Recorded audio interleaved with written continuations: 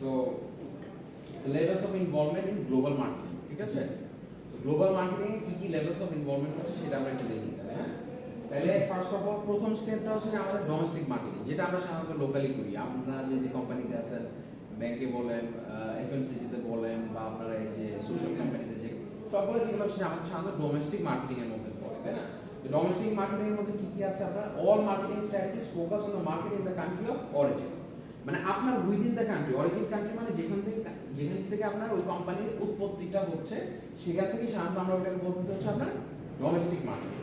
And যেমন প্রাণ RFL বলেন, লঙ্কা বাংলা ফাইন্যান্স বলেন, ইস্টার্ন ব্যাংক বলেন, আপনার যে এসএমসি কোম্পানি বলেন, এরা কি অরিজিনটা কোথায়? বাংলাদেশে। উৎপত্তি কোথায়? বাংলাদেশ থেকে। তো বাংলাদেশে যখন বেস করে তারা যে মার্কেটিংটা করে, সেটাকে সাধারণত আমরা যে লোকাল মার্কেটিংটা যেটা হয়, সেটাকে আমরা বলে থাকি domestic marketing within that country, ঠিক আছে? কারণ আপনার কান্ট্রি অফ অরিজিনে আপনি যেখানে আপনার কান্ট্রিটা এস্টাবলিশ হয়েছে বা ফর্ম করেছে, সেটাকে আমরা ডোমেস্টিক মার্কেটিং। এবার আসেন এখান থেকে আরেক ধাপ আগিয়ে আমরা, মানে এরপরে ধরেন একটা মার্কেট বাংলাদেশে, ধরেন আপনার সে সাপোজ প্রাণের কথাই ধরুন, প্রাণ আপনার এখানে বাংলাদেশে প্রোডাকশন করতেছে, সব কিছু করতেছে। সো এখানে সব জায়গায় তারা মার্কেটিং আছে প্রাণের, ঠিক আছে? মানে আপনার বিভিন্ন জাতের বিভিন্ন যে প্রোডাক্ট আছে, সেটার মার্কেটিং কিন্তু আছে, ঠিক না? তো এই জিনিসটার ক্ষেত্রে তারপরে বলা হচ্ছে যে, তারপরে আস্তে আস্তে হচ্ছে যে আপনার লিমিটেড এক্সপোর্টিং। তো লিমিটেড এক্সপোর্টিং এর মধ্যে কি বলতেছে? The fund develops no international marketing strategies, but international distributors or foreign funds purchase some of its products. হ্যাঁ, তাইলে দেখেন লিমিটেড এক্সপোর্টিং এ যেটা বলতেছে, সেখানে তাদের নিজস্ব কোনো marketing, the fund develops no international marketing strategies, তাদের নিজস্ব কোনো মার্কেটিং স্ট্র্যাটেজিস নাই। তারা যে জিনিসটা করে, যে অন্য একটা ডিস্ট্রিবিউটর বা ফরেন ফার্মের মাধ্যমে জিনিসটাকে সেল করে। মনে করেন বাংলাদেশে প্রোডাকশন হইতেছে, বাংলাদেশে প্রোডাকশন হওয়ার পরে সেখানে হয়তো তাদের একজন ডিস্ট্রিবিউটর আছে, বা তাদের হয়তো একটা ফরেন ফার্ম আছে, যাদের মাধ্যমে তারা জিনিসটা, তাদের প্রোডাক্টটাকে সেল করতেছে। ধরেন এখন প্রাণের যে, ধরেন প্রাণ আরএফএল এর যে প্রোডাক্টগুলো আছে, প্রাণ আরএফএল যেটা করতেছে বাংলাদেশে, তারা প্রোডাকশন তাদের নিজস্ব কোনো, ধরেন তারা সাপোজ মালয়েশিয়াতে সেল করবে। মালয়েশিয়াতে সেল করার ক্ষেত্রে দেখা গেল তাদের ওখানে মালয়েশিয়ান কিছু ডিস্ট্রিবিউটর আছে বা ফরেন ফার্মস আছে, তাদের মাধ্যমে সেল করতেছে, নিজস্ব কোনো ইন্টারন্যাশনাল মার্কেটিং স্ট্র্যাটেজিস নাই। তো সেই ক্ষেত্রে কি করে, যারা নাকি ওই যে আপনার ওখানকার যারা ফরেন ফান্ড আছে বা ডিস্ট্রিবিউটর আছে, তারা সেই জিনিসটাকে সাধারণত করে। তো এখানে এটাকে বলা হচ্ছে যে লিমিটেড এক্সপোর্টিং। মানে আপনার যে এক্সপোর্টটা করতেছেন কমপ্লিটলি দেখা যাচ্ছে অন্যের মাধ্যমে জিনিসটা হচ্ছে। সো এটা হচ্ছে লিমিটেড এক্সপোর্টিং। তারপর আরেক ধাপ বেড়ে যাচ্ছে ইন্টারন্যাশনাল মার্কেটিং। ইন্টারন্যাশনাল মার্কেটিং যেটা বলছে, international markets are consideration in the marketing strategy.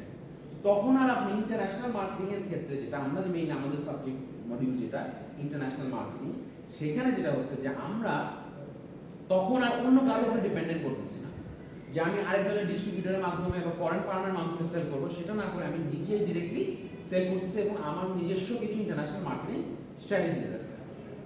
বুঝতে পারছেন? যেরকম আমাদের মাল্টিন্যাশনাল কোম্পানিগুলো আছে, মাল্টিন্যাশনাল কোম্পানিগুলো দেখা যায় বিভিন্ন, যেরকম ইউনিলিভারের কি বাংলাদেশে কিছু মার্কেটিং স্ট্র্যাটেজি আছে না?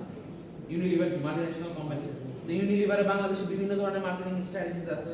ইন্ডিয়াতে তাদের কিছু মার্কেটিং স্ট্র্যাটেজিস আছে, আবার ইউরোপের মার্কেটে তাদের কিছু মার্কেটিং স্ট্র্যাটেজিস আছে। তার মানে কি, এটা হচ্ছে তাদের ইন্টারন্যাশনাল মার্কেটিং। হ্যাঁ, কারণ ইউনিলিভার তো বাংলাদেশে প্রোডাকশন করতেছে, ইউনিলিভার বাংলাদেশে প্রোডাকশন করতেছে, সবকিছু করতেছে। তো বাংলাদেশের জন্য তাদের বিভিন্ন ধরনের অ্যাডস আছে, বাংলাদেশে যে ধরনের প্রোডাক্ট চলে সেইগুলো তারা মেইনলি ফোকাস করে। যেটা বাংলাদেশের মার্কেটে লাইফ বয় খুবই একটা পপুলার প্রোডাক্ট, হ্যাঁ, সব ক্যাটাগরির মধ্যে লাইফ বয় এন্ড লাক্স, তাই না? সো বাট ডাফটা তো আই গেস তারা এখানে প্রোডাকশন করে না, করে? ডাফটাও তো ইউনিলিভার, ডাফটা কিন্তু এখানে প্রোডাকশন করে না, কারণ ডাফটা আমাদের বাংলাদেশে তেমন চাহিদা নাই। কারণ ডাফের যে প্রাইস, কারণ ওটা হচ্ছে যে আপনার ময়শ্চারাইজার সহ, তো ডাফের একটা সোপের প্রাইস হচ্ছে যে 150 টাকা, 100 উপরে 150-200 টাকার মতো। কিন্তু আমাদের কিন্তু ওই সেগমেন্টের লোক বাংলাদেশে এরকম নাই যে ডাফটা, তাহলে আপনি চিন্তা করেন ইম্পোর্ট হয় সাধারণত আপনার ওই যে দুবাই থেকে বা ইউরোপের মার্কেট থেকে বা ফরেন মার্কেট থেকে, ওয়েস্টার্ন কান্ট্রিজগুলোতে ডাব ইম্পোর্ট হয়। আমরা কি করি, এটাকে একটা লাক্সারি হিসাবে ধরে নিই। আমরা যখন বাইরে থেকে মানুষ যখন বিদেশ থেকে আসে, তখন দেখা যায় ডাব সাবান দেয়, গিফট হিসাবে ডাব সাবান এখনো স্যার। হ্যাঁ, এক্স্যাক্টলি সেম দ্যাট। তার মানে কি, ডাবটাকে কিন্তু আপনাকে কিন্তু লাইফ বয় কিন্তু দেন। আপনাকে যদি লাইফ বয় সাবান কেউ গিফট হিসাবে দেয়, আপনি বলে এই কি দিল, এক্স্যাক্টলি, তখন গিফট হিসাবে কিন্তু আপনাকে ডাব সাবানটা দিচ্ছে।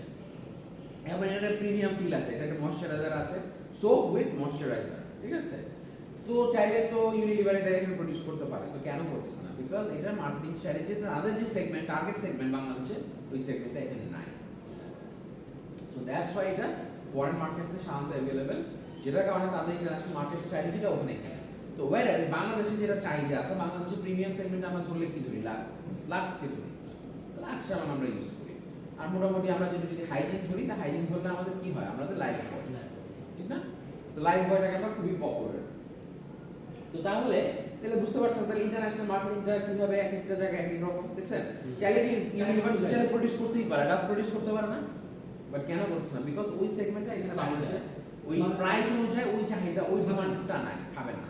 ওই দুই একটা গিফটের আইটেম দিয়ে তো আর কয়জনকে সেল করবে, তার মধ্যে জিনিসটা পোষাবে। বুঝতে পারছেন ব্যাপারটা? আচ্ছা, আরেকটা হচ্ছে যে গ্লোবালাইজড মার্কেটিং। তাহলে আমরা সেগমেন্টটা বুঝতেছেন কিভাবে বাড়তেছে। একটা হচ্ছে ডোমেস্টিক টো কমপ্লিটলি আমাদের দেশের মধ্যে থেকে, আরেকটা হচ্ছে আমরা ফরেন সাবসিডিয়ারির মাধ্যমে আমরা করতে পারি বা ফরেন ডিস্ট্রিবিউটরের মাধ্যমে করতে পারি, সেটা হচ্ছে লিমিটেড এক্সপোর্টিং। লিমিটেড এক্সপোর্টিং থেকে হচ্ছে ইন্টারন্যাশনাল মার্কেটিং, মানে এক এক দেশ অনুযায়ী আমাদের বিভিন্ন মার্কেটিং স্ট্র্যাটেজিস থাকে কান্ট্রি টু কান্ট্রি ওয়াইজ। এইবার আসলে হচ্ছে গ্লোবালাইজড মার্কেটিং, যেটা সবচেয়ে ব্রডেস্ট কি marketing strategies are developed for major regions of the entire world so firms can compete globally. এটা হচ্ছে সব দেশের জন্য সেম মার্কেটিং স্ট্র্যাটেজি আপনি ফলো করছেন, অর রিজিয়ন ওয়াইজ, যে এশিয়া রিজিয়নের জন্য একটা, ইউরোপের রিজিয়নের জন্য একটা। বুঝতে পারছেন? যেরকম কোকের মডিউল কিন্তু সেম ছিল, Coke is the secret of happiness. হ্যাঁ, কোকের সেম একটাই কিন্তু জাস্ট ভাষা পরিবর্তন করে বিভিন্ন দেশে কিন্তু সব জায়গায় দেওয়া হচ্ছে। যেরকম ইন ফরেন কান্ট্রিজে বলা হচ্ছে যে Coke is the secret of happiness, তার মানে পারসুট অফ হ্যাপিনেস। ইন্ডিয়াতে বলছে যে খুশি, বাংলাদেশে বলছে খুশি, মানে বাংলাদেশে হচ্ছে যে ঈদের বেশি বেশি খুশি হচ্ছে যে কোক, মানে একটা ফেস্টিভ্যালের সাথে রিলেট করা হচ্ছে। তার মানে জিনিসটা দেখেন, সেম ফর্ম অফ ইনফরমেশন বা সেম একটা মেসেজ সবাইকে দেওয়া হচ্ছে যে কোকটা হচ্ছে যে আপনি একটা ফ্যামিলি সহকারে বিভিন্ন আপনার ফেস্টিভ্যালের প্রোগ্রামে আপনি কোক খাবেন, এটাই হচ্ছে একটা নর্ম। এশিয়া রিজিয়নের জন্য এটা নর্ম। তো that is more like a globalised market. বুঝতে পারছেন যে বিভিন্ন দেশের জন্য কিন্তু এক একভাবে জিনিসটা আলাদাভাবে ডিফারেন্সিয়েট করা হয়, জাস্ট খালি বিকজ হ্যাঁ ল্যাঙ্গুয়েজের জন্য দেখেন এখন এখানে যদি এসে আমাকে ইংলিশ বাংলাদেশে সবাই বুঝবে না, বা আমি যদি অন্য একটা ল্যাঙ্গুয়েজ বা আপনি চায়নাতে যে যদি ইংলিশ জানেন সেটা সবাই বুঝবে না। তো that's why what we have to do, যে দেশের ল্যাঙ্গুয়েজ অনুযায়ী বেস করে আর বাকি সব সেম রেখে কিন্তু একটা গ্লোবালাইজ, মানে সেম জিনিস সব দেশে আমরা দিচ্ছি। মার্কেটিং যে মেসেজটা হবে বা মার্কেটিং এর যে স্ট্র্যাটেজিটা হবে সেটা same message will be delivered two different countries. এমন পুরো সারা বিশ্বেও হইতে পারে। ম্যাকডোনাল্ডস এর সারা বিশ্বে কি মানে ওই যে আম লাভিং ইট, এটা সারা বিশ্বে ট্যাগলাইন কিন্তু সেম, এক এক দেশে কিন্তু এক এক রকম না। তো ম্যাকডোনাল্ডস মানে কি, এটার মার্কেটিং স্ট্র্যাটেজিটা কি, এটাকে পারসেপশনটা কিভাবে করা হয়েছে, when you are on the go আপনি কোনো একটা ফাস্ট ফুডের জন্য ম্যাকডোনাল্ডস ইজ ভেরি পপুলার। আপনি একটা যাবেন, একটা ম্যাক অর্ডার করবেন, ফ্রাইজ অর্ডার করবেন, কোক খাবেন, খুব ফাস্ট আপনি খেয়ে চলে যাবেন। বুঝতে পারছেন? ইটস কি ফাস্ট ফুড ক্যাটাগরি। এটা সব জায়গায় কিন্তু ম্যাকডোনাল্ডস এর থিমটা কিন্তু মোরলেস সব জায়গায় সেম। আপনি মালয়েশিয়া যান, আপনি আমেরিকাতে যান, আপনি ইউরোপের মার্কেটে যান, আপনি মোরলেস আফ্রিকাতে যান, মোরলেস সেম, বা এশিয়া রিজিয়নে যেখানে যান, থাইল্যান্ড, মালয়েশিয়া, সিঙ্গাপুর। আচ্ছা, আমি একটু জেনে নেব কাছে এই যেটা প্রমাণিত বলেই মাত্র। হ্যাঁ, আরেকটা সেলিব্রেট করেন কোনটা? এই যে এখন থেকে বলেন ও ম্যাকডোনাল্ডস এর কথা বললাম। ম্যাকডোনাল্ডস এর যে থিমটা, ম্যাকডোনাল্ডস এর থিমটা হচ্ছে fast food, you can have it on the go. McDonald's এর কিন্তু মোস্ট অফ দ্য জায়গায় ড্রাইভওয়েও থাকে। ড্রাইভওয়ে মানে কি, আপনি কিন্তু ভিতরে রেস্টুরেন্টের ভিতরে যাবেন না, আপনি গাড়ি সহ যে অর্ডার করে দেবেন, অর্ডার করে দেওয়ার পর গাড়ি সহ ওরা ওই গাড়ির মধ্যে থেকে আপনার নামতে হবে না, গাড়ি নিয়ে আপনি পাস করবেন, অর্ডারটা আপনার গাড়ির মধ্যে দিয়ে দিবে, আপনি খেতে খেতে চলে যাবেন। বুঝতে পারছেন? সো ম্যাকডোনাল্ডস এর থিমটা হচ্ছে যে I am loving it for what, এটা মেইন থিম হচ্ছে এটা কিন্তু মোর নট লাইক ফ্যামিলি রেস্টুরেন্ট টাইপের না, যে আপনি ফ্যামিলি নিয়ে যাবেন, অনেক টাইম স্পেন্ড করবেন, ডাইন করবেন, ব্যাপারটা ইজ নট লাইক দ্যাট। খাইয়া না, মানে ইটস লাইক আপনি যাবেন ফাস্ট ফুড, যেটা হয় ফাস্ট ফুড কি, আপনার একটা বার্গার কি আপনি অনেক সময় লাগে গাড়িতে বসে বসে সব খেয়ে ফেলতে পারছেন, that's a fast food. So ওই থিমটা ওভাবে ডেভেলপ করা হয়েছে। বুঝতে পারছেন? Not based on restaurant. রেস্টুরেন্টে আপনি বসবেন, গল্প করবেন, সময় কাটাবেন, খাবেন, ওইটা না। না, ওই থিমটা মরলে সব জায়গায় মেনটেন করা হয়েছে। এদের দেখবেন যে এদের সিটিং ক্যাপাসিটি গুলো খুব একটা কমফি না, মানে ডাইনিং এর জন্য যেটা হয়, ডাইনিং এ অনেকক্ষণ বসতে হলে আপনার একটা কমফোর্টেবল স্পেস লাগে, এনভায়রনমেন্ট লাগে।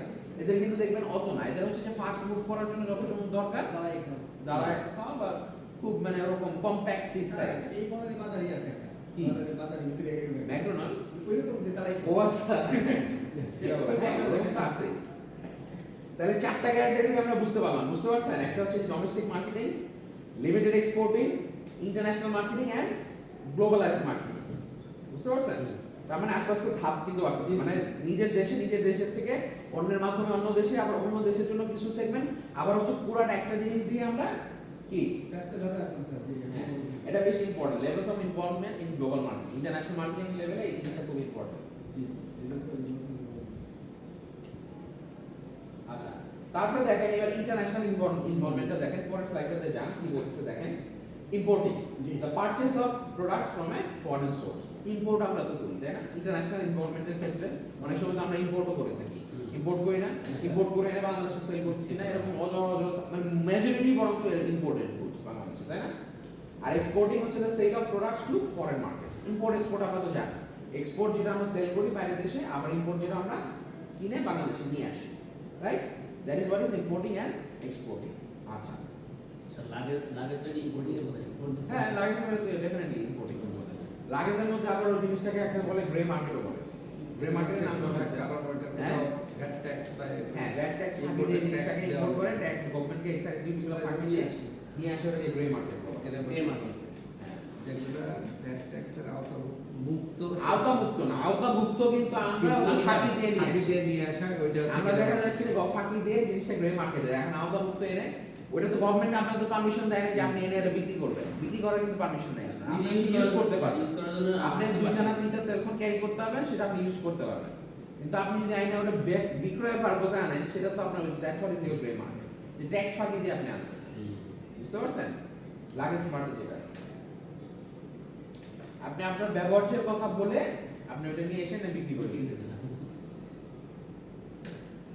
ট্রেডিং কোম্পানিজ দেখেন, ট্রেডিং কোম্পানিজ হচ্ছে যে link buyers and sellers in different countries. তার মানে বিভিন্ন যে বায়ার্স এন্ড সেলার্স আছে বিভিন্ন ডিফারেন্ট কান্ট্রিজে, সেটাকে যে আমরা যে লিঙ্ক করি সেটাকে সাধারণত বলা হয় যে ট্রেডিং কোম্পানিজ। ঠিক আছে?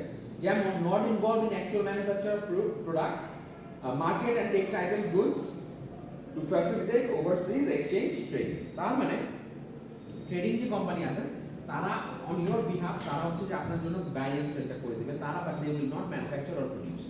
তারা ম্যানুফ্যাকচার প্রোডিউস করবে না। ট্রেডিং কোম্পানি তারা সাধারণত আপনাকে কিসে হেল্প করবে? Not involve in actual manufacture or products.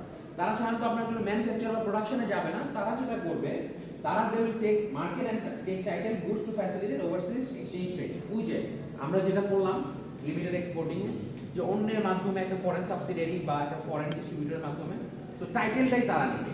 অন্য কেউ একজন ম্যানুফ্যাকচার করতেছে, কাউকে অন্য একজনকে ম্যানুফ্যাকচার করে দিয়ে আমি আমার নামে প্রোডাক্টটাকে সেল করতেছি। বুঝতে পারছেন ব্যাপারটা? অনেক সময় হয় না যে আমি ওই যে থার্ড পার্টিতে প্রোডাকশন করায় আমার নামে সেল করে, এরকম বাংলাতে তো হচ্ছে গার্মেন্টস ইন্ডাস্ট্রিতে অহরহ বাই হাউসে যেটা হচ্ছে যারা H&M, আরমানি, তাই না? যারা তো প্রোডাকশন করে দিচ্ছে আরেকজনকে দিয়ে, নিজের ব্র্যান্ড লাগে, ব্র্যান্ড নামটা হচ্ছে আমার নামে প্রোডাকশন হচ্ছে, প্রোডাকশনে আমার নামে সেল করতে হবে, আমি তো অ্যাকচুয়ালি প্রোডাকশনে নাই। যেমন আমরা নিয়ে এসেছি প্যান্থার ব্র্যান্ডটা আচ্ছা, হ্যাঁ, ওটা আপনারা কোথেকে প্রোডাকশন করে দিচ্ছেন? মালয়েশিয়াতে মালয়েশিয়াতে করাচ্ছেন, করায় আপনারা এখানে এনে সেল করতেছেন। সেল করতে। তাহলে আমাদের kind of trading company, because তারা তো নিজস্ব প্রোডাকশনে যাচ্ছে, প্রোডাকশন না করে তারা যেটা করছে মালয়েশিয়া প্রোডাকশন করতেছে, বাট তাদের ব্র্যান্ড নেমের আন্ডারে হচ্ছে, তাদের যে নেমটা আছে, তাদের যে ব্র্যান্ড নেমটা আছে, ওই ব্র্যান্ড আন্ডারে জিনিসটা হচ্ছে প্রোডাকশনটা হয়ে তারা এখানে জিনিসটা সেল করতেছে। বুঝতে পারছেন? ওটাকে আমরা বলছি ট্রেডিং কোম্পানি। হ্যাঁ,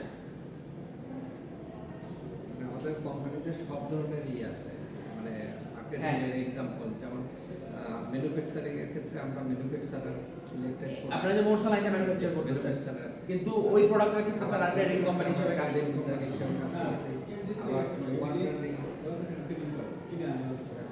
হ্যাঁ, কিনে আনি এমজিএক্স এর এখানে আমার ব্যাপারটা হচ্ছে তারা কিন্তু নিজস্ব নামে সেল করতেছে না, তারা কিনে আনতেছে, তারা হচ্ছে ডিস্ট্রিবিউটর, লিমিটেড এক্সপোর্টিং আন্ডারে তারা এখানে ডিস্ট্রিবিউটর হিসেবে কাজ করতেছে। যেমন প্রক্টর এন্ড গ্যাম্বলের প্রোডাক্ট আছে, যে পিএনজি, প্যান্টিন আছে, তারপরে আপনার ওই যে হেড এন্ড শোল্ডার আছে, এই জিনিসগুলো তারা যে শ্যাম্পুগুলো আছে এরা তারা দেখা যাচ্ছে সেল করতেছে হচ্ছে গিয়ে মানে ডিস্ট্রিবিউটর হিসেবে সেল করতেছে। হ্যাঁ, চিলেট, কিন্তু তারা কিন্তু নাম চেঞ্জ করতেছে না, নট যে এমজিএক্স বা ইন্টারন্যাশনাল ব্র্যান্ডের আন্ডারে যে সেল করতেছে ব্যাপারটা কিন্তু তা না। তাদের কোনো ব্র্যান্ডিং আছে।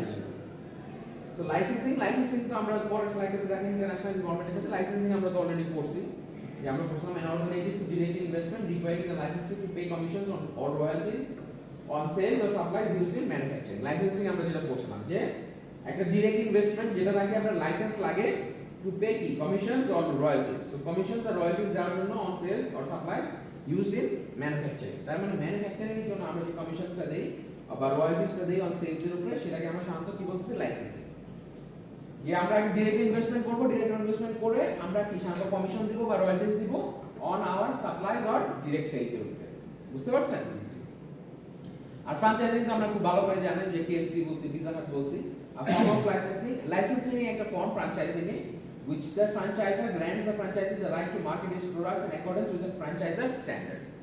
লাইসেন্সিং হচ্ছে আমি একটা লাইসেন্স আপনাকে দিয়ে দিলাম, আর ফ্র্যাঞ্চাইজিং হচ্ছে কি ফর্ম অফ লাইসেন্সিং। কিন্তু ফ্র্যাঞ্চাইজিং এ যেটা হচ্ছে যে এখানে আপনার ওই যে স্ট্যান্ডার্ড আছে, যে ফ্র্যাঞ্চাইজার যেটা ধরেন যেরকম ওই KFC আমেরিকাতে যেভাবে ফলো করে, যে রুলস যেমনি যা মেনটেন করে, বাংলাদেশেও সেম ভাবে মেনটেন করতে হবে। বুঝতে পারছেন?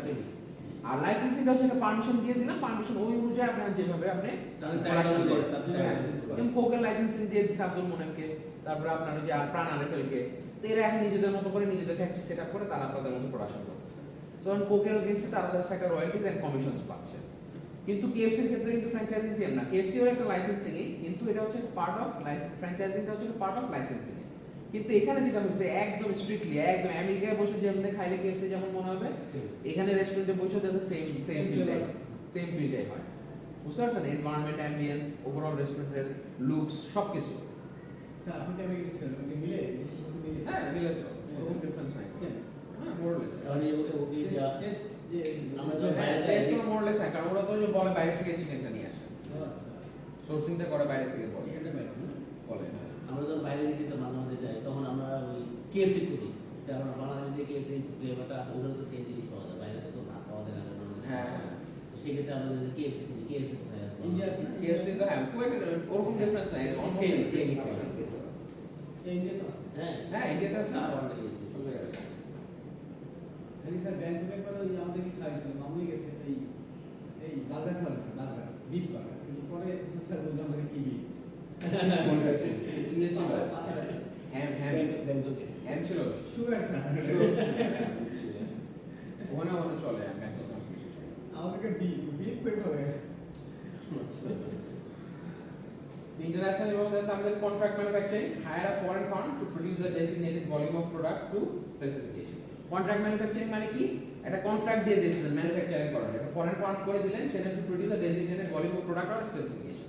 একটা কন্ট্রাক্ট দিয়ে দিলেন যে এতগুলা ইউনিট, এই 5000 ইউনিট বা 10000 ইউনিট আমাকে আপনি প্রডিউস করে দিলেন, সেটা হচ্ছে কন্ট্রাক্ট ম্যানুফ্যাকচারিং। আরেকজনের মাধ্যমে প্রোডাকশন করাইতেছেন বা ম্যানুফ্যাকচার করাইতেছেন, সেটা আপনি একটা নাম্বার দিয়ে দিলেন। আর জয়েন্ট ভেঞ্চার তো জানেন, partnership between a domestic and foreign firm or government. Joint venture যেটা একটা পার্টনারশিপ, জয়েন্ট যৌথ উদ্যোগে যেটা করি, একটা ফরেন ফার্ম এন্ড গভর্নমেন্টের মাধ্যমে হতে পারে, দুইটা ফার্ম একসাথে করতে পারে। এগুলো তো আমরা অলরেডি ডিসকাস করেছি আগের ইয়াতে, তাই না? তারপরে স্ট্র্যাটেজিক অ্যালায়েন্স দেখেছি। স্ট্র্যাটেজিক অ্যালায়েন্স কি? স্ট্র্যাটেজি বলতে আমরা কি বুঝি? স্ট্র্যাটেজি মানে নীতিগত লং টার্ম যে আমাদের গেম প্ল্যান আছে, সেটা কত যার সাথে আমরা মিলে সেটা ভাবে আমরা একসাথে একত্রিতভাবে কাজ করি। অনেক সময় আছে না যে একটা ইন্ডাস্ট্রিকে ডেভেলপ করার জন্য, এখন ধরেন একটা ইন্ডাস্ট্রিকে ডেভেলপ করার জন্য এখন দেখা গেল যে আপনার রানার অটোমোবাইলস আর PHP মিলে একসাথে যৌথ উদ্যোগে ডেভেলপ করবো, যে আমরা বাংলাদেশের যে অটোমোবাইলস ইন্ডাস্ট্রিটা আছে সেটাকে আমরা চাই যে দেশীয় প্রোডাক্ট দ্বারা এটাকে আরো মানে করার জন্য, মানে ওই যে এটাকে কি বলে, ডেভেলপ করার জন্য, তাই না? স্বয়ংসম্পূর্ণ করার জন্য, যে দেশি ডিমান্ডটাই আমাদের স্যাক্রিফাইস করবে। তাহলে PHP করতেছে গাড়ি, আর করতেছে হচ্ছে যে আপনার রানার অটোমোবাইলস বাইক, তারা নিজস্ব প্রোডাকশন সেক্টর নিয়ে দেখা গেল যে আমাদের দেশের অন্য দেশেই থাকবে, এরকম একটা ব্যাপার। ওয়ালটনের মতো তিনজনে মিলে একটা স্ট্র্যাটেজি অ্যানালাইজ করে ফেলে, বা ওয়ালটন দেশি পণ্য ইউজ করে, দেশি পণ্য নিয়ে ওয়ালটন খুব ফেমাস। তো ওয়ালটন আর রানার মিলে একটা স্ট্র্যাটেজি অ্যালায়েন্স ফর্ম করলো যে আমরা আমাদের মেইন স্ট্র্যাটেজিটা কি, আমরা দেশীয় পণ্যের উপর ফোকাস করবো, যে আমাদের দেশে প্রোডিউসড গুডস, এই দেশে হচ্ছে। হ্যাঁ এই জিনিসটা আমাদের মেইন। তাহলে স্ট্র্যাটেজিক অ্যালায়েন্সটা সেম আছে, মানে লং টার্ম যে চিন্তাধারাটা সেটা সেম, তো ওইটার উপরে বেস করে তারা স্ট্র্যাটেজিক অ্যালায়েন্স ফর্ম করতে পারে। বুঝছেন? এখন গভর্নমেন্ট যে প্রস্তুতি নিচ্ছে তাতে মনে হচ্ছে এরা একটু শক্তি পেতে পারে, হ্যাঁ পারবে। যে ইম্পোর্ট করা জিনিস বন্ধ করতেছে হ্যাঁ। বা এই রিজার্ভ ফান্ড করতেছে, গাড়ি প্রোডাকশন ইনপুট কম।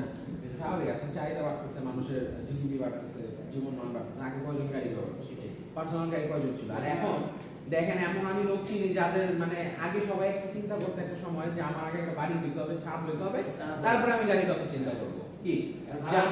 এখন অনেকে এমন লোক আছে যারা ভাড়া বাসায় থাকে কিন্তু গাড়ি ওন করে। স্যার ঢাকায় তাদের কোনো ফ্ল্যাট নাই, অ্যাপার্টমেন্ট নাই কিন্তু ঠিকই একটা গাড়ি আছে। এরকম লোক আছে না? গ্রামে যারা হ্যাঁ, স্যার যারা আমাদের খেতে কাজ করছে তাদের কোনো বিল্ডিং দেখি যায় না।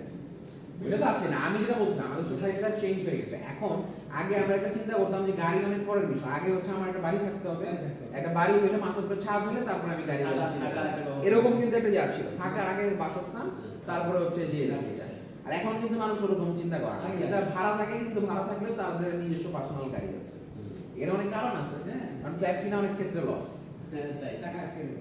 আর এখন তো ঢাকা শহরে বাড়ি করা অসম্ভব না। এখন আপনি জায়গা কিনে নিজের পার্সোনাল ওই বাড়ি করবেন, কাইন্ড অফ অসম্ভব। এখন অনেক মানুষই আছে যারা চিন্তা করে যে আমার তাদের ড্রিমই হচ্ছে যে আমাদের লাইফ মোটো যে আমি বাড়ি বলতে এখন বলতে বুঝায় ফ্ল্যাট। কয়জন আছে যে ঢাকা শহরে জায়গা কিনে বাড়ি করবে? খুব সহজ, খুব কম। হাফ দেখো না রেয়ার। যাদের ওই পৈতৃক সম্পত্তি আছে বা আগের থেকে আছে তারা চিন্তা ভাবনা করতে পারে। আমার স্যার আর যারা খুব একদম ওই সেরি লেভেলে কোম্পানির মালিক তাদের। কিন্তু আমাদের মধ্যবিত্ত যারা আছে, মধ্যবিত্ত আমজনতা, তারা আমরা চিন্তা করি যে আমার হয়তো নিজস্ব একটা ফ্ল্যাট হবে, একটা গাড়ি থাকবে, মাস আমার লাইফ স্টাইল। এটি আমার শেষ। ঠিক, এটাই তো এখন আমজনতার মধ্যবিত্ত বাঙালিদের মধ্যে এখন এটাই তো যে আমার একটা ফ্ল্যাট থাকবে এবং একটা গাড়ি থাকবে, দেখছে শেষ। এটাই তো স্বপ্ন। জি স্যার। জেনারেল পিপলের লাইফ ড্রিম। আচ্ছা, এই জন্য অ্যাপার্টমেন্ট এখন ফ্লারিশ করতেছে, বাট কিছু ক্ষেত্রে দেখা গেছে যে অ্যাপার্টমেন্ট কিনাটা লস। হ্যাঁ, ধরেন আপনি 1 কোটি টাকা দিয়ে অ্যাপার্টমেন্ট, কথাটা বুঝছেন। আপনি যদি একটা বিজনেসম্যান হন, ব্যবসায়ী হন, 1 কোটি টাকার অ্যাপার্টমেন্টটায় যদি আপনি কিনেন, আপনার টাকা লাগছে 1 কোটি টাকা, ওখানে কি হইলো? স্টার্ট হয়েছে। এই অ্যাপার্টমেন্টে 1 কোটি টাকার অ্যাপার্টমেন্টে দেখা যায় আপনি 30 থেকে 40,000 টাকা দিয়ে আপনি ভাড়া থাকতে পারতেছেন। কথাটা বুঝছেন? 1 কোটি টাকার অ্যাপার্টমেন্টে আপনি ভাড়া থাকতে পারছেন 30 থেকে 40,000 টাকা। তো এই 1 কোটি টাকা যদি আপনি ব্যাংকে রাখেন, ব্যাংকে আপনার কত পার্সেন্ট দিচ্ছে? তাহলে তো মিনিমাম 50,000 টাকা পাবো। ব্যাংকে কত দিচ্ছে? 5 না 6%? 6%। তো সব বাদ দিয়ে একটা ইডি বাদ দিয়ে 6%, 50 to 60,000, 50 প্লাস। 50 প্লাস 60,000 এর তাও তো আপনার এখানে 20,000 টাকা প্রফিট। অনেক সময় আপনি যদি 1 কোটি টাকা ফ্ল্যাটও আপনি দেখবেন অনেক সময় যদি একটু ভিতরে দিকে যান 30,000 টাকা আপনি পাবেন, 30-35,000 টাকা হয়ে যাবে। 40,000 টাকা ভাড়া কমই গেছে ওই ধানমন্ডি গুলশান বনানী ছাড়া। এছাড়া 30,000 টাকার মধ্যে মোটামুটি দেখা যায় অনেক বড়। হ্যাঁ, 30,000 টাকা আপনি বসুন্ধরা এখানে অ্যাভেলেবেল। আপনি এই 1 কোটি টাকার ফ্ল্যাট আপনি 30,000 টাকা অনায়াসে পাবেন। 30,000 টাকা। তাহলে এখানে যদি আপনি 50,000 পান বা 60,000 টাকা পান, তাহলে তো আপনার আরো 30,000 টাকা এখানে লাভ হইতেছে। এটা হচ্ছে ফিক্সড। আমার টাকাটা মানে হ্যাঁ, আমার ক্যাশ হয়ে যাচ্ছে। এটা হচ্ছে ফিক্সড যে 50-60,000 টাকা পাচ্ছি, 30,000 টাকা ভাড়া দিলাম, আরো 30,000 টাকা আমার ফ্যামিলি এক্সপেন্সের জন্য খরচ করতেছি। বুঝছেন? এইবার আসেন, আপনি যদি ব্যবসায়ী হন তো আপনার রিটার্নটা অনেক বেশি হবে। 1 কোটি টাকা আপনি ব্যবসা খাটাইলে আপনি মাসে কামাবেন 2 লাখ। ঠিক, যারা অরিজিনাল ব্যবসায়ী এরা তো 20% মার্জিনে মিনিমাম প্রফিট করে। মিনিমাম আপনি 1 কোটি টাকা কামাইলে 1 কোটি টাকা খাটায় মাসে আপনি মিনিমাম প্রফিট করবেন 1.5 থেকে 2 লাখ। বললাম আমি 2 লাখ টাকা। তাহলে আপনি কি আপনার 1 কোটি টাকা দিয়ে 30,000 টাকার জন্য 30,000 টাকা দিয়ে জন্য কি আপনি 1 কোটি টাকা আটকে রাখবেন? বলেন, আপনার কাছে যদি আইডল ক্যাপিটাল থাকে 1 কোটি টাকা, তাহলে আপনি একটা ব্যবসা খাটাবেন। আপনার ব্যবসায় আসলে মাসে আপনি কামাবেন 1.5 থেকে 2 লাখ। আমি যেখানে মন চাই, আমি গুলশানে থাকতে চাইলে গুলশানে থাকবো, বনানীতে থাকতে চাইলে বনানীতে থাকবো। লাক্সারি অ্যাপার্টমেন্ট 50,000 টাকা হইলে তো একদম সেই লেভেলের ফ্ল্যাট পাওয়া যায়। আমার কথা স্যার ঠিক, কারণ আমরা ওই কিছু কাস্টমার আমরা পাই হিউজ ট্রানজাকশন, হিউজ বিজনেস, তারপর প্রতি মাসে তার প্রায় 20-25 লাখ টাকা ইনকাম আসতেছে, অথচ তার ভাড়া আসতেছে 1 লাখ টাকা গুলশানে, 1 লাখ টাকা লাক্সারি ফুল ফার্নিশড অ্যাপার্টমেন্ট। মনে করেন স্যার আপনি 1 লাখ টাকা ভাড়াই দিতেছেন, আপনি একটা ফ্ল্যাট কিনতে, আমি যে বাসাটা আমি 1 লাখ টাকা ভাড়া থাকি, ওই ফ্ল্যাটটা আমি কিনতে গেলে আমার মিনিমাম 5 কোটি টাকা লাগে। 5 কোটি টাকা দিয়ে আমি মাসে 10 লাখ টাকা 10 লাখ টাকা 1 লাখ টাকা দিলে আমার সমস্যা নেই। সমস্যা নেই, 9 লাখ টাকা সেভিংস, 9 লাখ টাকা সেভিংস। আমি কেন 5 কোটি টাকা আমাকে দরকার নেই, গুলশানে দিতেছি। আবার মন চাইলে ইচ্ছা মতো শিফট করতে আছে, রেজিস্ট্রেশনের ঝামেলা নাই, এটা ঝামেলা নাই, ওটা ঝামেলা নাই, ভালো লাগলো না ছেড়ে দিলাম। আর এরা দেখবেন খুব বেশি ফার্নিচারও ইউজ করে না, এরা ওই যে শান্ত ফার্নিশড ফ্ল্যাট, ওই পুরো সেটআপ করা ফুল ফার্নিশড তো জিনিসটা হচ্ছে এদের সিস্টেমটা ছিল। তাহলে স্বাভাবিক আপনার আমার মানে শান্ত যায় যে যারা একটু মানে মিডল ইনকাম, তারা একটু সিকিউরিটি চায় যে আমার একটা ফ্ল্যাট হইলে আমার একটা নিজস্ব কিছু একটা সম্পদ হোক, বলার মতো কিছু হোক। মানে এরা তো এগুলো চিন্তা করে না, কারণ এদের তো ব্যাংকে মনে করেন যা আছে বিষয়। আচ্ছা, তাহলে এবার আসেন ডিরেক্ট ওনারশিপ বা situation in which a company or subsidiaries or other facilities overseas, যে সাবসিডিয়ারিজ or other overseas একদম ডিরেক্ট ওনারশিপ, মানে ওখানে আপনার ওনারশিপ আছে, এখানে ওনারশিপ আছে, মানে আপনি ওই জায়গাটাও অপারেট করছেন, এখানে অপারেট করছেন, একদম ডিরেক্ট ওনারশিপ, কোনো জয়েন্ট ভেঞ্চার ফ্র্যাঞ্চাইজিং এগুলো কিছু না, ঠিক আছে। আর মাল্টিন্যাশনাল এন্টারপ্রাইজ তো আমরা পড়েছিলাম, মাল্টিন্যাশনাল এন্টারপ্রাইজ কি পড়েছিলাম, যে মাল্টিন্যাশনাল এন্টারপ্রাইজের ক্ষেত্রে যে একের অধিক দুইটা কান্ট্রিতে অ্যাটলিস্ট অপারেশনস থাকতে হবে, তাই না? A firm that has operation of subsidiaries in many countries, in at least কি দুইটা কান্ট্রি, at least 2 countries। তারপরটা দেখেন যে 10 largest global corporations কি কি আছে গ্লোবাল কর্পোরেশনস এর মধ্যে যদি আমরা দেখি, এখানে what are the global corporations, এখানে দেখেন ওয়ালমার্ট স্টোরস আছে, জেনারেল মোটরস আছে, এক্সন মোবিল আছে, Royal Dutch Shell Group, BP, Ford, Denver Chrysler, Toyota Motor Corporation, General Electric and Mitsubishi. তো এগুলোর মোর অর লেস কিন্তু আপনারা সবাই কম বেশি নাম শুনছেন, ওয়ালমার্টের তো নাম শুনছেন, the largest retail chain in the world, তাই না? তারপর জেনারেল মোটরস আছে, এক্সন মোবিল আছে, রয়্যাল ডাচ শেল গ্রুপ আছে, বিপি আছে, ফোর্ড মোটর আছে, এগুলো আর কি। এটা হচ্ছে অনেক আগের ডাটা, এখন তো অনেক বড় বড় অন্য চলে আসছে, যেরকম আপনার ফরচুন 500 যে কি আছে, আইবিএম আছে, অ্যামাজন আছে, হ্যাঁ, টেসলা আছে, এগুলো অনেক আগের ডেটা। বাট এখন আমরা যদি ফরচুন 500 এ ধরি তাহলে কি আমরা এখন টেসলার নাম আসবে, ফেসবুকের নাম আসবে, তাই না? অ্যামাজনের নাম আসবে, মাইক্রোসফটের নাম আসবে, ঠিক কি না? আলিবাবার নাম আসবে। এইবার আসেন আমরা একটু জাস্ট ওই জিনিসগুলো একটু রিভিউ করলাম, একটু রিক্যাপ করলাম জিনিসটা, ঠিক আছে? ওটা আবার কি একটু রিভিউ করছি আমরা। রিভিউ করার পরে এখন মূল বক্তব্য যেটা হচ্ছে customization versus globalization of international marketing strategies. দেখছেন আমরা কিন্তু স্ট্র্যাটেজিক মার্কেটিং করতেছি, ইন্টারন্যাশনাল মার্কেটিং, আমরা দুইটা কিন্তু দুইটার সাথে রিলেটেড। ওখানে আমরা শিখতেছি হোয়াট ইজ স্ট্র্যাটেজি, এখানে আবার আমাদের ইন্টারন্যাশনাল লেভেলে আমরা কি স্ট্র্যাটেজি ফলো করব সেটাও কিন্তু আমরা জানার চেষ্টা করতেছি, রাইট?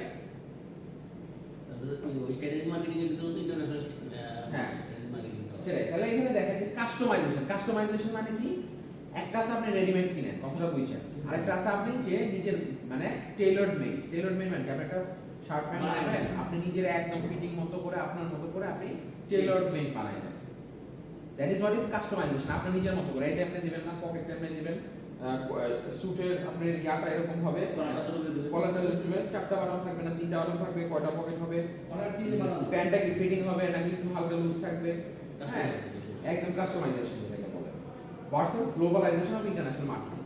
তাহলে আপনি যদি আর যেটা স্ট্যান্ডার্ড বানানো হয় সেটা কি আপনার এত কিছু চিন্তা করে বানানো হয়? মেজরিটি যেটা জেনারেল সবাই যেটা হয় সেটা কিন্তু ডিজাইনার যে আছে সে ওভাবে চিন্তা করে একটা বানায়, সাইজটাও যেটা নাকি বেশিরভাগ লোকের যে সাইজটা লাগবে সেই কমন সাইজটাই কিন্তু বেশি বানানো হয়, ঠিক কিনা? Standard size. তার মানে এখানে এটা জিনিস বলা হচ্ছে যে customization, adjusting marketing mixes according to cultural, regional and national differences. তার মানে যখন আপনি আপনার ইন্টারন্যাশনাল মার্কেটিং স্ট্র্যাটেজিস গুলো কাস্টমাইজেশন করবেন তখন কি হচ্ছে, আপনার যে মার্কেটিং মিক্স আছে, মেইন মার্কেটিং মিক্স কয়টা? 4টা, product, price, place and promotion. এই যে 4টা মার্কেটিং মিক্স আছে আমরা সেটা কি করতেছি, অ্যাডজাস্ট করতেছি অ্যাকর্ডিং টু আওয়ার কি cultural, regional and national differences এর ক্ষেত্রে, ঠিক না? ইন্ডিয়া বাংলাদেশের মধ্যে কিন্তু ডিফারেন্সেস আছে। চিন্তা করেন যে ইন্ডিয়াতে ওই যে বিফ যেটা আপনার আমার ক্ষেত্রে, আমার এখানে কি সুগারের হ্যামবার্গার পাওয়া যায়? পাওয়া যায় না। সুগারের মাংস কি অ্যাভেলেবল পাওয়া যায়? পাওয়া যায় না। থাইল্যান্ডে গেলে পাওয়া যায়, কেন?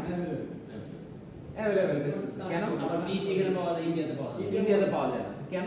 এই যে অ্যাডজাস্টিং মার্কেটিং মিক্সেস, এই যে প্রোডাক্টটাকে অ্যাডজাস্ট করতেছে, কেন? বেসড অন কি cultural and regional, based on রিলিজিয়নের উপরে বেস করে। আমাদের যে কালচারাল কনটেক্সট আমরা কিন্তু ওপেনলি দেখা যাচ্ছে যে আমাদের এখানে কিন্তু শুকরের মাংস পাওয়াই যায় না, আপনি রেস্টুরেন্ট যান কোথায় যান পাবেন না, থাইল্যান্ডে অ্যাভেলেবল, কেন? থাইল্যান্ডে ওরা এগুলো খায়, ওদের এখানে তো মুসলিম না, ওরা হচ্ছে যে আপনার বুদ্ধিস্ট, তো ওদের এখানে শুকর নিয়ে কোনো সমস্যা নেই। আবার ইন্ডিয়াতে গেলে আপনি বিফ অ্যাভেলেবল পাচ্ছেন না সব জায়গায়, যে যেরকম মহারাজা বার্গার, তো ওটা কি কাস্টমাইজেশন করা হয়েছে, রাইট? ওই যে সবজি, হ্যাঁ। আবার কান্ট্রি ওয়াইজ যেরকম আপনি গাড়ির কথা ধরেন, ওখানে ইউরোপের মার্কেটে, আমেরিকার মার্কেটে ওরা, বা দুবাই মার্কেটের গুলো, মিডল ইস্টে দেখা যায় তারা অনেক হেভি হাই সিসি পাওয়ার গাড়ি ইউজ করে, অ্যাট লিস্ট 2000 সিসি। ওখানে 1000 সিসি তো নাই বলতে গেলে চলে না 1500 আমাদের দেশেই চলে, আমরা ম্যাক্সিমাম 1500 ইউজ করি, কারণ আমরা তো ফুয়েল কম। বাট আপনি মিডল ইস্টে যান, দুবাইতে যান, এরা তো মানে 1000 সিসির গাড়ি কি চিনেই না, এরা সব চালায় 4000 5000 সিসির গাড়ি, মানে একদম মানে হাই সব সে পয়সা আলা, প্লাস এদের তেলের ঘনকূপ, তো আপনি দুবাই মার্কেটে যে যদি আপনি মার্কেটিং করতে যান যে আমি 1000 সিসি টয়োটা ভিটস গাড়ি বেচবো, এটা তো কেউ ধরবেই না। কেউ ধরবে না। আগে দিল। বা 1500 সিসি টয়োটাও এরা ধরবে না। ওরা সর্বোচ্চ কমে তারা বিক্রি করে 1.8 লিটার, মানে 800 সিসি গাড়ি। আর উপরে যত আছে 2500, 3000, 4000 পর্যন্ত, ওই যে আপনার ওই যে নিশান পেট্রোল, ল্যান্ড ক্রুজার V8 4000 সিসির গাড়ি, মার্সিডিজ বেঞ্জ, এগুলো তো আছে। মানে আমি বললাম না সিসির কথাটা, জি। বাট বাংলাদেশে এরকম কয়জন এফোর্ড করতে পারে যে একদম V8 চালাবে? কয়জন আছে V8 চালানো মধ্যে 4000 সিসির গাড়ি, যেই লেভেলের ট্যাক্স আর যেই লেভেলের ফুয়েল কস্ট, বিয়েটা অনেক ঠিক করে। যারা সিসিটার এটা ট্যাক্স দিতে যে প্রতি বছর তাহলে মাথা খারাপ হয়ে যাবে। প্রায় 2.5 লাখ না 3 লাখ টাকা ট্যাক্স আছে। সরকারি এমপি 1500 সিসি হয়তো ওরা তো ট্যাক্স ফ্রি আনে, ওদের তো ট্যাক্স নাই, এই জন্য চালায়। আম জনতা আমি আপনি করতে গেলে তো কবরে যাবো। এখন তো একজন এক নামে 2 টাকা হলে কিন্তু আবার 150% ট্যাক্স 1.5% ট্যাক্স, মানে 150% ট্যাক্স। মানে 25,000 দিলে ওখানে আরো 12,500 টাকা অ্যাড হবে আপনার। 2 টাকার একই নামে 2 টাকা দিলাম। এজন্য সব নিজের নামে গেলে একটা বন্যা হাইড করে, হ্যাঁ হাইড করতে পারবে না, ঠিক সার্টিফিকেট তিন নাম্বার দেওয়া আছে, এই যে হ্যাঁ। তোমার নামে সেলের নামে যারা ওই তো মানে একটা নিজের নামে কিনে একটা বন্যা নামে কিনে পাবলিক চালায় করতে হবে, কিছু করার নাই। তাহলে ওটা হচ্ছে অ্যাডজাস্টমেন্ট, বুঝতে পারছেন কিভাবে ইন্টারন্যাশনাল মার্কেটিং স্ট্র্যাটেজিস গুলো অ্যাডজাস্ট করলে। এখানে আমরা দেখলাম কি প্রোডাক্ট অ্যাডজাস্টমেন্ট হইলো, তাই না? আপনার অনেক সময় প্রাইস অ্যাডজাস্টমেন্ট হয় কান্ট্রি ওয়াইজ, যে দেশে যেরকম প্রাইস, গরিব দেশে গেলে একটু প্রাইসটা কম ধরা হয়, গিয়ে দেশে গেলে এরকম। তো এগুলো হচ্ছে marketing mix, product, price, place and promotion. Promotion adjustment আছে না? এখন বাংলাদেশে তো একদম ওপেন আপনি করতে পারবেন না, একটু কনজারভেটিভ দিতে হবে, যেটা বাবা মা বসে সবাই একসাথে দেখতে পারবেন, তাই না? আমাদের তো একটু কনজারভেটিভ সোসাইটি, আমরা তো একদম ওপেন না। কাপের আছে। তারপর দেখেন গ্লোবালাইজেশনের ক্ষেত্রে কি বলছে, যে development of marketing strategies that treat the entire world or it's major reasons as a single entity. Globalise বলতে আমরা কি করি, সারা বিশ্বটাকে আমরা কি ধরি? একটা ধরি। পুরো বিশ্বটাকে যতগুলো দেশ আছে, কান্ট্রি আছে, সেটাকে আমরা কি একটা সিঙ্গেল কান্ট্রি বা সিঙ্গেল প্লেস হিসাবে ধরে নিই, বা একটা রিজিয়নকে, ইউরোপিয়ান ইউনিয়নকে, এশিয়া রিজিয়নকে আমরা কি একটা হিসাবে ধরে নিচ্ছি। বুঝতে পারছেন ব্যাপারটা? তো that is what is our কি গ্লোবালাইজেশন, তাই না?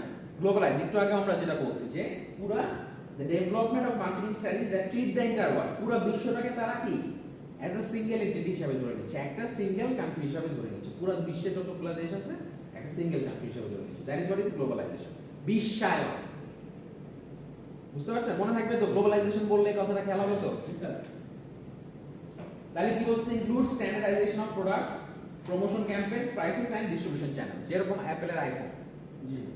আইফোন 13 প্রো ম্যাক্স, এটা এক এক দেশের জন্য কি এক এক রকম?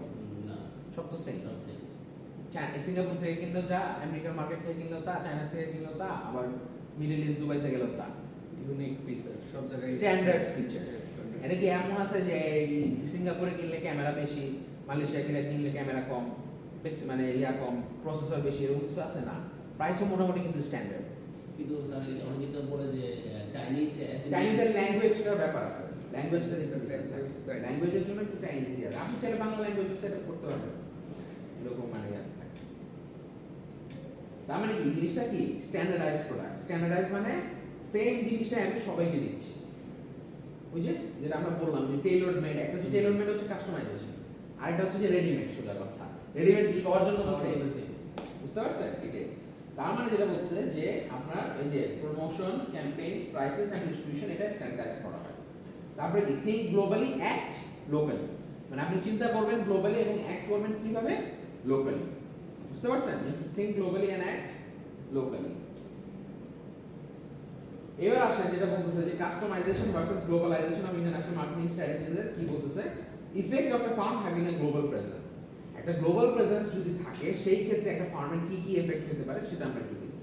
তাহলে এখানে এফেক্টের মধ্যে বলছে provides global competitive opportunities for creating high value through. তাহলে কি গ্লোবাল কম্পিটিটিভ অপরচুনিটিস বাড়ায় দেয় ক্রিয়েটিং ভ্যালু। তাহলে আপনি যে ভ্যালু করবেন এটা কম্পিটিটিভনেস বাড়ায় দেয়। আপনাকে যদি সারা বিশ্বে সবাই এক নামে চিনে, সেটা আপনার কি ভ্যালু বাড়ানোর জন্য হেল্প করবে না? জি। হ্যাঁ স্যার। যে যেখানে যায় সবাই আমাকে এক নামে চিনে, আমার ব্র্যান্ড ভ্যালুটা বেড়ে যাবে, আমার প্রোডাক্টের ভ্যালুটা বেড়ে যাবে, কিনা? ঠিক কিনা? If everyone knows me with the same name, তাহলে সেম নেম অনুযায়ী যদি সবাই আমাকে চিনে, তাহলে কি হবে? যে আমার কম্পিটিটিভ অপরচুনিটিসটা কিন্তু বেড়ে যাবে। আমি অনেক পপুলার, সবাই আমাকে এক নামে চিনে, রাইট?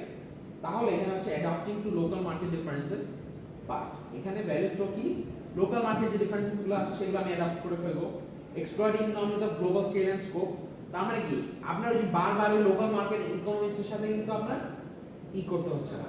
কাস্টমাইজেশন করতে হলে কিন্তু যেই কান্ট্রিতে আমি যাব সেখানে কিন্তু ওই কান্ট্রির মতো করে আমার মার্কেটিং স্ট্র্যাটেজিগুলোকে সাজাতে হবে।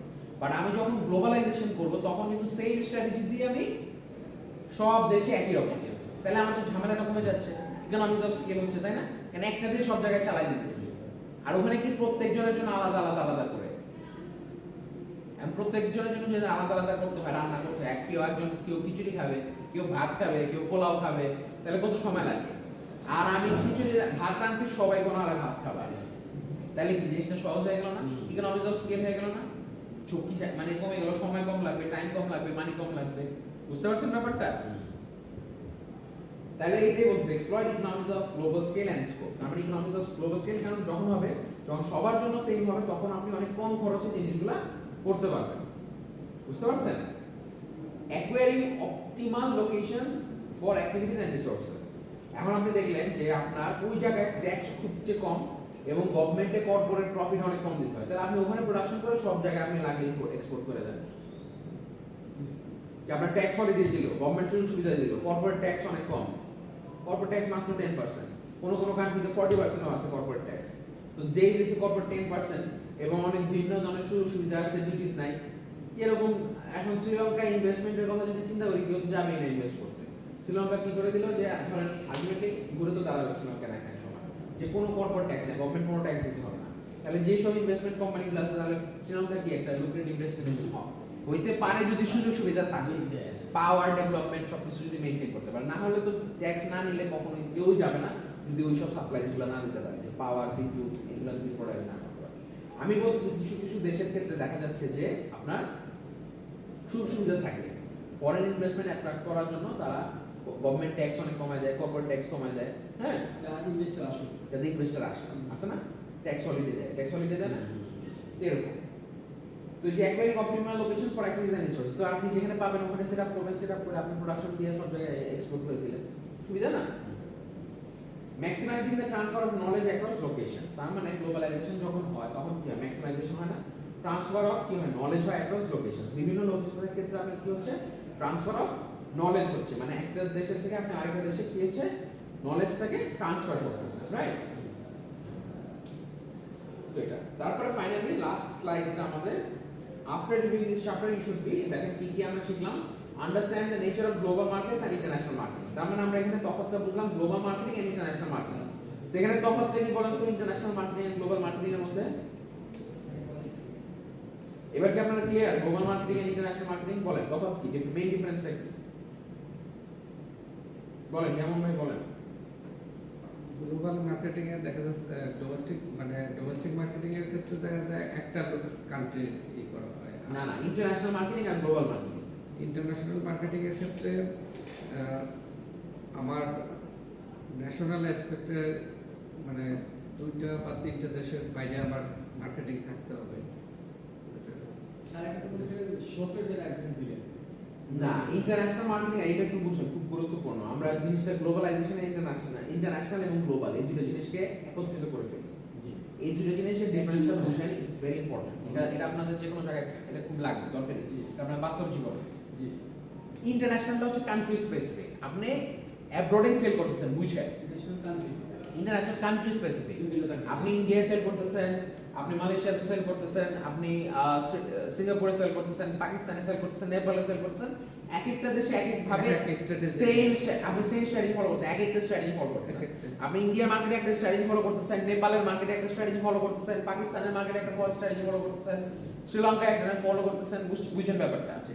আর গ্লোবালাইজেশন হচ্ছে এই এশিয়া রিজনের মধ্যে যতগুলো দেশ আছে সেম স্ট্র্যাটেজি আপনি সব জায়গায় ফলো করতেছেন, মানে একটা এশিয়াতে মানে সেম স্ট্র্যাটেজি। হ্যাঁ, মানে এক টোটাল মহাদেশটাকে চিন্তা করতে হবে একটা কান্ট্রি এবং ইন্টারন্যাশনাল, যদিও সব দেশই আমি সার্ভ করব, বাট আমার স্ট্র্যাটেজি একটা, বিকজ আমি সবগুলো দেশকে একটা কান্ট্রি হিসেবে দেখতেছি। আমি যেটা বুঝাইতে চাইছিলাম যে মানে বিশ্বের মধ্যে 2টা বা 3টা কান্ট্রিতে আমি যখনই প্রোডাক্টটা মার্কেটিং করি না কেন, এক একটা দেশের জন্য এক একটা পলিসি থাকবে, এক একটা ধরনের প্রাইসিং হতে পারে বা কাস্টমাইজেশন হবে। আর যদি আমি গ্লোবালি চিন্তা করি তাহলে আমার টোটাল ইউনিভার্সিটি হবে একটা গ্লোব, মানে একটা বিশ্বের মধ্যে একটা আমি বিশ্বের একটা এরিয়ার মধ্যে কাউন্ট করব এবং আমার যে পলিসিটা থাকবে সেটা আমার লোকাল পলিসির মতো একটা পলিসি। একটা পলিসি সবগুলো দেশে Same strategy. তিনটা চারটা এক একটা কান্ট্রির জন্য এক একটা পলিসি, সব সবার জন্য সেম পলিসি। তারপরে দেখা যাচ্ছে যে ইন্টারন্যাশনাল মার্কেটিং এর ক্ষেত্রে ধরা যাচ্ছে ইন্ডিয়াতে আমাদের এক রকমের স্ট্র্যাটেজি আছে, আমার বাংলাদেশের জন্য এক রকমের স্ট্র্যাটেজি আছে, মালয়েশিয়ার জন্য আরেক রকমের স্ট্র্যাটেজি আছে। বাট আমি ইন্টারন্যাশনালি মার্কেটিং সব দেশে জায়গায় করতেছি, করতেছি, হ্যাঁ। বাট গ্লোবাল মার্কেটিং এ হচ্ছে যে আমি এই মার্কেটিংটাই করতেছি বাট এক স্ট্র্যাটেজি, হ্যাঁ সেম স্ট্যান্ডার্ডটা সেম স্ট্যান্ডার্ডে করে ফেলতেছি, মানে not customize. Not customized, it is being কি একদম স্ট্যান্ডার্ড। বুঝতে পারছেন? স্যার, একটা উদাহরণ আমার শুনি আপনার কাছে, এটা বলুন। আমরা এই যে গ্লোবালাইজেশন যেটা করতেছি, সেম স্ট্র্যাটেজি, এইটার একটা উদাহরণ স্যার আমাদের কাছে। উদাহরণ যেটা আমরা বললাম যে অ্যাপলটা হচ্ছে স্ট্যান্ডার্ড, মানে গ্লোবালাইজেশন কিন্তু সব জায়গায় সেম, সব জায়গায় সেম মার্কেটিং স্ট্র্যাটেজি ফলো করতে সেম ভাবে হচ্ছে স্ট্যান্ডার্ড। যেমন KFC, এটা KFC হচ্ছে কি আপনার কাস্টমাইজেশন মানে স্ট্যান্ডার্ড, এটাও স্ট্যান্ডার্ড। স্ট্যান্ডার্ড মানে গ্লোবালাইজেশন। Globalization. কিন্তু আপনার কিছু ক্ষেত্রে দেখা যাচ্ছে যেরকম ম্যাকডোনাল্ডস এর এটা ইন্টারন্যাশনাল মার্কেটিং। ইন্টারন্যাশনাল মার্কেট, এক এক দেশে কোনো জায়গায় মহারাজা করতেছে, আবার ম্যাকডোনাল্ডস এ কিন্তু হ্যামবার্গার আছে, কোনো জায়গায় ইংলিশ আছে। হ্যাঁ কোনো জায়গায় আবার হ্যামবার্গার আছে, হ্যামবার্গার তো আমাদের কাছে ম্যাকডোনাল্ডস যদি আনে কোকটাও তো বিভিন্ন দেশ অনুযায়ী না, কোকের ওষুধ ফ্লেভার মনোটা সেম স্ট্যান্ডার্ড, না, ইন্ডিয়ান ফ্লেভারটা একটু ডিফারেন্স হয়তো আছে, বাট ওটা হয়তো ওই যে ইসের জন্য আছে, কিন্তু একদম যে ভেরিয়েশন দিয়ে ফেলতেছে কোক নামে তো সব জায়গায় সেম আছে, টেস্টে কিছু ডিফারেন্স আছে। আমেরিকাতে তো বলছিলেন যে কুকার ডিফারেন্ট ইপিএস টেস্টটা কি ডিফারেন্ট বাংলাদেশ। হ্যাঁ একটু ডিফারেন্স, টেস্ট ডিফারেন্স থাকে। কারণ ওই যে লাইসেন্সিং এক এক দেশে এক এক ভাবে প্রোভাইড করে, তো একটা ফর্মুলা দিয়ে দেয়, ওই ফর্মুলার পরে আপনার কিছু জিনিস আবার নিজস্ব অ্যাড করতে হয়, যেটার কারণে টেস্টটা একটু ভ্যারি করে, বুঝতে পারছেন? বাট একদম যে রাত দিন তফাৎ সেটাও না, হালকা কিছুটা ডিফারেন্ট করে, বাট আপনি খাইলে মনে হয় যে এটা কি খাইলাম আমরা কি খাইলাম এরকম না। হ্যাঁ কিছু মনে হবে যে নেইবার স্যার বুঝতে পারছেন না আসলে বুঝতে পারবেন ক্লিয়ার তো, যে কাস্টমাইজেশন যদি টেইলরড মেড হয় তাহলে হচ্ছে ইন্টারন্যাশনাল মার্কেটিং। এক একটা দেশে আপনি হ্যাঁ ইন্টারন্যাশনাল আপনি মানে বাইরের দেশেই করতেছেন, বাট এক একটা দেশে এক এক ভাবে আপনি মার্কেটিং স্ট্র্যাটেজি ফলো করতেছেন, আর ইন্টারন্যাশনাল মার্কেটিং। আর গ্লোবালাইজেশন যখন হচ্ছে তখন একটা পুরো বিশ্বটাকে আপনি একটা দেশ হিসেবে ধরতেছেন, আর অলমোস্ট পুরো বিশ্ব বা যে কোনো একটা কি মহাদেশকে আপনি একভাবে ধরতেছেন, ধরে আপনি সেম স্ট্র্যাটেজিটা ফলো করছেন একটা স্ট্যান্ডার্ড ভাবে। বুঝা গেছে?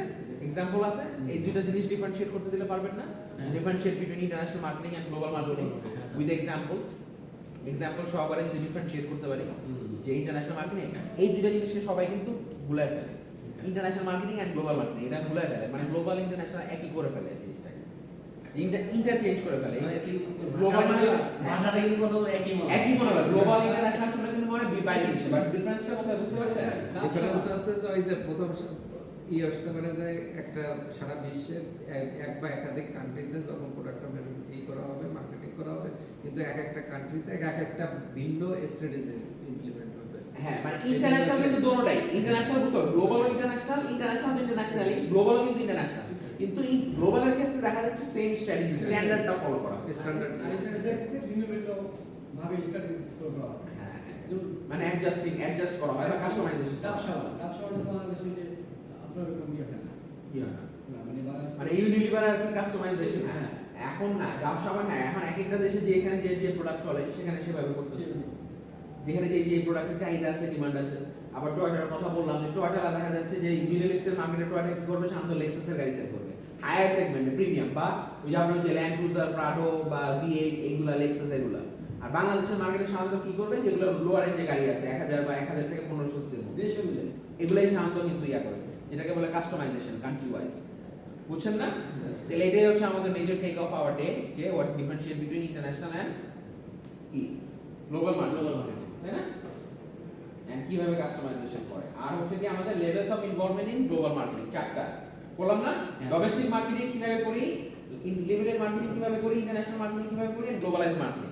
চারটা levels of involvement in global marketing. তার মানে প্রত্যেকটা কিন্তু ডোমেস্টিক মার্কেটিংটা মূলত আমি যেটা দেশের ভিতরে। এই যে দেশের মধ্যে করে আমি অন্যজনের মাধ্যমে হচ্ছে কি ম্যানুফ্যাকচারার হইতে পারে হ্যাঁ, বা তার মানে গ্লোবাল মার্কেটিং এর মধ্যে যে Strategy. গ্লোবাল মার্কেটিং এর মধ্যে চারটাই কিন্তু পড়ে, দেখেন একটু ফোনটা আপনি সাইলেন্ট করেন।